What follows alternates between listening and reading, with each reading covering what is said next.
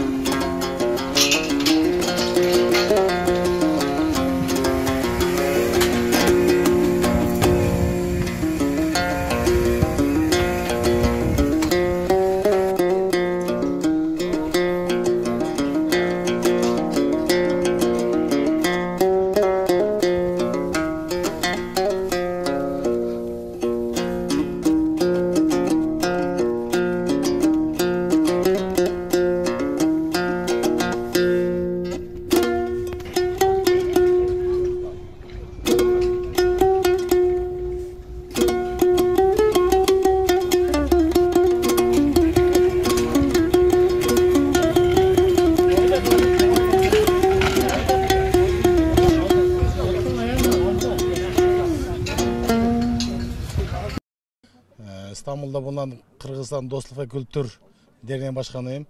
Burada bizim Kırgızistan ülkemizden yardım değil de böyle destek olarak gelen bu Kırgızcılarda kurulmasına, dikilmesine yardım etmek için buraya gelmiştik.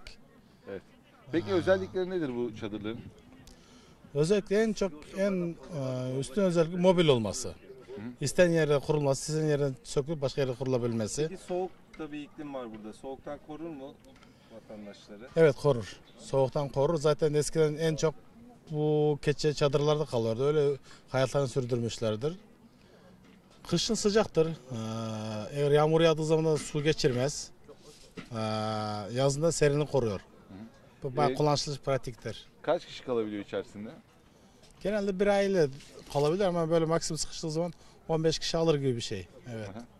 Bu çapına göre değişiyor. Bunlar ortalama 5 metre çapında büyüklüğü onlar. Evet. Daha gelecek mi? Bu kadar mı?